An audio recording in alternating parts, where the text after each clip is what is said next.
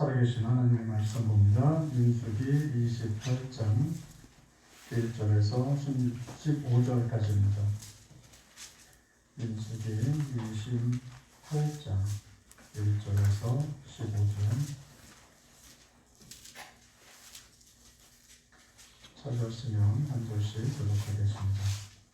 여호와께서 모세에게 일러 가라사대 이스라엘 자손에게 명하여 그들에게 이르라. 나의 예물, 나의 식물을 내는 화제, 나의 향기로운 것은 너희가 그 정한 시기에 삼가 너희에 드릴지니라. 또 그들에게 이르라. 너희가 여호와께 드릴 화제는 이러하니 1년 되고 흠 없는 수양을 매일 둘씩 상번제로 드리되 한 어린 양은 아침에 드리고 한 어린 양은 세질 때에 드릴 것이요. 또 고운 가루 에바 10분의 1에 빻아낸 기름 흰 4분의 1을 섞어서 소제로 드릴 것이니 이는 신의 산에서 정한 삼번제로서 여호와께 드리는 향기로운 화제며 또 그 전제는 어린 양 하나에 흰 4분 1을 드리되 거룩한 곳에서 여호와께 독주의 전제를 부어 드릴 것이며 해질 때에는 한 어린 양을 드리되 그 소제와 전제를 아침과 같이 여호와께 향기로운 화제로 드릴 것이니라. 안식일에는 1년 되고 흠없는 수양들과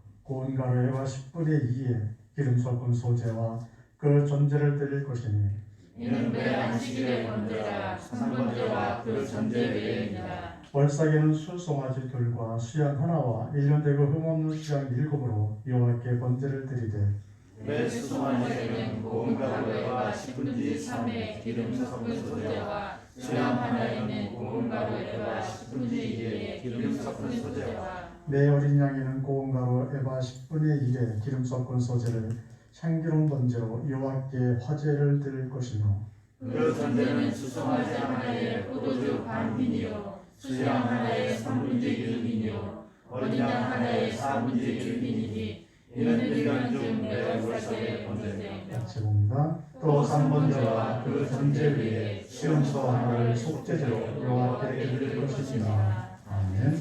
이렇게 기도합니다. 오늘도 하나님의 말씀하실 때 은혜가 되게 하시고 그 말씀을 따라서 우리의 삶을 살아갈 때마다 하나님의 은혜를 더하여 주신 것을 보게 하시고 하나님의 능력의 서로로 이끌어 가시는 것을 보게 해주옵소서. 이 시간도 피차간에 은혜 받을 수 있도록 성령께서 역사해 주옵소서. 감사하며 예수님의 이름으로 기도합니다. 아멘. 하나님 우리를 부르실 때에 예배 드리는 자로 우리를 부르셨습니다. 억지로가 아니라 자원하는 예배자로 우리를 부르셨죠. 그래서 우리가 교회를 나와도 자원하는 마음으로 나올 수 있어야 하고 하나님의 말씀을 들어도 기쁜 마음으로 들을 수 있어야 합니다. 이 오늘 본문에서 하나님은 예배 드리는 일에 대해서 우리에게 교훈을 주고 있습니다. 이 돼지를 데리고 다른 곳으로 이동을 시키면 이 돼지는 조용하지가 않아요. 그래서 돼지 우리에서 바깥에 나와서 또 다른 집으로 보내든가 다른 우리로 들어가려고 하면 꼭 돼지는 꿀꿀거리면서 소리를 냅니다. 꿀꿀꿀꿀거리면서 잘 안 가요. 사람이 뒤에서 이리로 가라 저리로 가라 이렇게 휘줄에 들고 이렇게 움직여도 돼지는 그 방향대로 잘 가지를 않습니다. 그래서 제멋대로 가죠. 그래서 사람들이 돼지를 옮길 때 또 돼지를 탈 때는 그냥 이렇게 뒤에서 이렇게 몰아서 들고 가거나 이렇게 하지를 않고 꼭 양쪽 다리 두 개, 앞에 다리, 뒷다리를 서로 이렇게 묶어서 어깨에 매서 옮깁니다. 그런데 양은 그렇게 옮기지를 않아요. 그냥 사람이 문을 열고 앞장서서 걸어가면 양들은 그걸 자기네 주인의 뒤를 따라서 따라갑니다. 그래서 양은 이동하기가 쉽죠. 그러니까 돼지는 강제로 이동을 시켜야지만 되지만 양은 강제를 하지 않아도 얼마든지 이동을 시킬 수 있습니다. 하나님이 우리에게 요구하시는 예배는 이 돼지같이 꿀꿀거리는 예배가 아니에요. 돼지처럼 자기 마음대로 하려고 꿀꿀꿀꿀거리고 계속 하나님이 인도하신 대로 따라가지 않고 그래서 억지로 끌고 가야지만 가는 그런 예배가 아니라 양처럼 우리 앞에 서 계신 예수님을 바라보고 자원해서 드리는 예배, 바로 그런 예배자로서 우리가 살아가기를 하나님은 원하고 계십니다. 그래서 오늘 본문을 통해서 이렇게 자원해서 드리는 예배가 무엇이냐, 자원해서 드리는 이 모습을 우리가 어떤 태도를 갖고 드리는 것이 자원해서 드리는 것이냐, 이런 부분에 대한 교훈을 우리에게 줍니다. 오늘 보면 각종 그 예물들을 어떻게 드리는지, 원금 드리는 문제와 연관시켜줘서 같이 설명을 해주고 있습니다. 첫 번째로 자원해서 드리는 예배는 내가 반드시 예배를 드려야 한다는 사실을 알고 드리는 사람입니다. 예배는 우리의 삶에 있어서 선택사항이 아니라는 거죠. 내가 예배를 드리는 사람이 돼도 좋고 안 드려도 좋고 이런 삶이 아니라 우리의 예배는 필수적인 사항입니다. 내가 믿음이 있다면 예배는 반드시 드려야 한다는 거죠. 이 사실을 알고 예배 자리에 나오는 사람이 바로 자원해서 드리는 그런 예배가 됩니다. 2절을 보면 이스라엘 자손에게 명하여 그들에게 이르라. 나의 예물, 나의 식물 되는 화제, 나의 향기로운 것은 너희가 그 정한 시기에 삼가 내게 드릴지니라. 여기서 화제에 대한 말씀을 하고 계시면서 정한 시기에 번제를 드릴 것을 우리에게 명령하고 계십니다. 그래서 번제물을 가리켜서 하나님 말씀하시기를 내 식물이다, 나의 식물이다 이렇게 호칭을 하고 계시죠. 그러니까 하나님이 내가 너희들이 드리는 번제를 먹겠다, 나의 식물로 삼겠다 이렇게 말씀하고 계십니다. 그러니까 우리가 예배 드리는 일을 포기할 수 없고 이것은 포기되어서도 안 된다는 사실을 하나님 분명하게 말씀해 주고 있는 겁니다. 또한 여기서 번제를 드리는 거기 때문에 우리가 하나님 앞에 드리는 헌금도 예배 시간에 반드시 따라와야 한다는 사실도 같이 말씀하고 있습니다. 그래서 이 번제를 가리켜서 하나님이 향기로운 것이다 라고 말씀을 합니다. 그러니까 내가 예배를 드리던 내가 하나님 앞에 헌금을 하던 이것이 향기로워야 된다는 거죠. 하나님 보시기에 향기로운 냄새, 그 향기가 올라와야 되는 것이 참된 예배고 그런 예배를 드릴 때에 이것이 자원하는 예배가 됩니다. 우리가 교회 나왔어도 하나님 앞에 내 예배 드리는 모습과 드리는 헌금을 통해서 향기로운 냄새가 나지 않는다면 이건 자원하는 예배가 아니라는 거예요. 그 향기로운 예배가 어떤 모습이냐? 두 가지 중요한 교훈을 오늘 3절에서 줍니다. 또 그들에게 이르라 너희가 여호와께 드릴 화제는 이러하니 1년 되고 흠없는 수양을 매일 둘씩 상번제로 드리되 하나님 앞에 드리는데 하나님은 흠없는 수양을 갖고 와야 된다라고 말씀을 합니다. 만약에 흠이 있다면 안 된다는 거예요. 그래서 집에서 양을 갖고 왔을 때 흠이 없는 것을 갖고 왔지만 성전에 도착했을 때 오다가 그가 넘어져서 다리가 부러졌다면 그 양은 하나님 앞에 드릴 수 없습니다. 또 우리 집에서 가장 쓸모없는 것을 내가 들고 나왔다면 하나님 앞에 드릴 수 없는 거죠. 하나님은 흠이 없는 그런 번제물을 받으시겠다라고 오늘 말씀하고 있습니다. 말라기 1장 8절에 보면 그렇지 못했던 이스라엘 백성을 책망하는 부분이 나옵니다. 너희가 눈먼 희생을 드리는 것이 어찌 악하지 아니하며 저는 것 병든 것으로 드리는 것이 어찌 악하지 아니하냐. 흠 있는 것을 드리는 것은 악한 것이다 라고 말씀을 합니다. 흠 있는 모습으로 하나님 앞에 나온다면 차라리 안 드리면 못하다는 거죠. 하나님 앞에 또 다른 또 하나의 악을 행하는 것과 같다라고 말씀을 하고 있고 흠 있는 것으로 하나님 앞에 드리는 예배는 재앙을 부르는 일임을 우리에게 말씀하고 있습니다. 하나님 앞에 흠이 없는 거룩한 것만 드릴 수가 있는 거죠. 그러니까 우리가 하나님 앞에 예배 드릴 때 어떤 모습을 갖고 예배 드려야 흠이 없는 자가 되냐면 하나님과의 바른 관계예요. 하나님과의 관계가 바로 성립되어 있는 자세 속에서 예배를 드려야 합니다. 내가 마음 한구석에 우상을 섬기고 있다. 그래서 우상도 섬기면서 하나님 앞에 나왔다면 내가 흠이 있는 모습으로 나온 거죠. 세상 것도 사랑하고 하나님 것도 사랑하겠다고 양쪽 손에 떡을 다지고 하나님 앞에 나왔다면 내가 흠이 없는 모습이 되는 겁니다. 그래서 하나님은 온전히 하나님을 사랑하는 마음, 하나님을 섬기려고 하는 그 순전한 마음, 정결한 마음을 갖고 나올 것을 말씀해주고 있습니다. 이것이 자원하는 예배요, 향기로운 예배입니다. 또 다른 하나의 예는 상번제로 드려야 한다는 거예요. 그러니까 상번제가 의미하는 것은 계속되는 예배입니다. 내가 한번 예배를 잘 드렸으니까 다음에 쉬어도 되지. 이게 아니라 계속 똑같은 날에 똑같은 모습으로 하나님 앞에 예배가 반복되어져야 함을 말씀해주고 있습니다. 상번제는 일상적인 거예요. 그래서 성전에서 상번제가 어떻게 드려지냐면 아침에 한 번, 저녁에 한 번 이렇게 드려집니다. 그러니까 2번 드려지는 거예요. 성전에 돈이 없으면 예배 드리기 어렵겠죠. 매일같이 양을 드려야 하니까. 그런데 하나님은 명령하시기를 필요 없다는 거예요. 돈이 성전에 하나도 없어도 어떻게 하든 간에 양을 마련해서 아침에 한 번, 저녁에 한 번 이렇게 드리라는 겁니다. 그러니까 하루에 최소한도 양 2마리를 잡아야 돼요, 제사장은. 이것이 우리는 쉽다고 생각할지 모르지만 쉽지가 않은 거예요. 그러니까 안에 물질이 없으면 드릴 수가 없고 상번제가 그쳐지고 맙니다. 상번제가 성전에서 끊어지면 하나님은 그들을 처벌하시고 재앙이 내려와요. 그러니까 끊어지지 않도록 계속해서 하나님 앞에 예배 드려야 되는 것을 말씀하고 있습니다. 이것이 우리에게 의미하는 것은 예배가 우선순위가 있다는 거죠. 우리의 삶들 중에서 다른 어떤 이유가 있어서 예배를 포기해서는 안 된다고 말씀하고 있습니다. 그러니까 우선순위니까. 그러니까 우리가 하나님 앞에 드리는 헌금도 마찬가지라고 말씀하는 겁니다. 그게 우선순위다. 그러니까 그거 먼저 드리라 하는 거예요. 우리가 하나님 앞에 예배 드리는 일을 늘 우선으로 생각하시고 다른 일이 예배를 앞서서 달려가지 않도록 하셔야 합니다. 또 교회에서도 또 우리가 살아가면서 어디다 돈을 먼저 써도 되느냐라는 것을 우리가 생각하게 되는데 예배를 위해서 물질을 사용하는 것이 우선이에요. 뭐 다른 어떤 것을 치장하고 뭘 만들고 땅을 넓히고 이런 것이 아니라 하나님의 예배를 위해서 사용하는 비용이 가장 먼저 우선순위를 갖게 됩니다. 이것을 하나님이 기뻐하시겠다는 거죠. 우리가 성전 앞에, 교회 앞에 꽃꽂이로 헌신하는 것이 있는데 우리가 이거 너무 아까워하시면 안 돼요. 이것 또한 내가 하나님 앞에 꽃꽂이로 또 꽃으로 하나님 앞에 드리는 것도 귀한 일 중에 하나입니다.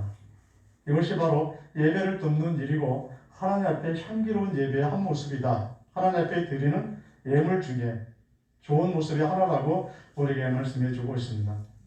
이제 두 번째는 예배를 위해서 헌신할 것을 말씀합니다. 오늘 5절에 보면 또 고운 가루 에바 10분의 1에 빻는 기름 신 4분의 1을 섞어서 소제로 드릴 것이니 번제를 드리는데 거기에 흠없는 수장만 드리는 것이 아니라 소제도 같이 드려져요. 그 소제가 향기로운 것이라고 하나님이 말씀하고 계시는데 이 소제는 감사의 표현으로 드리는 예물입니다. 첫 열매를 주시는 하나님 앞에 우리가 예배 드릴 때 그때도 소제를 드리죠. 그때 우리가 농사져서 나온 그 곡식을 하나님 앞에 드립니다. 그 가루를 드리는 것이 바로 소제예요.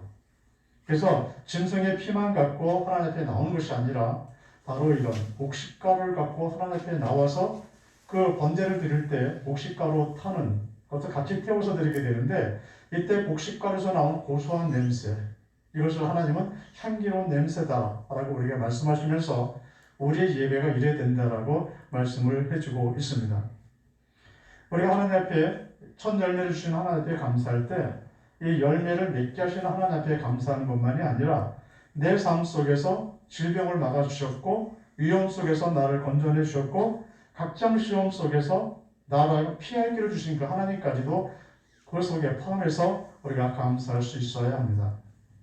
그래서 소제도 상번제의 한 부분을 이루고 있습니다. 우리 하나님 앞에 늘 주일이면 나와서 예배를 드리는데 이 예배 속에 이 소제가 들어있어야 된다는 거예요. 이 소제는 하나님에 대한, 하나님이 내게 베푸신 은혜에 대한 감사, 이 찬양의 예물이 동반되어져야 한다라고 말씀하고 있습니다. 그래서 소제가 없으면 하나님의 재앙이 임했어요.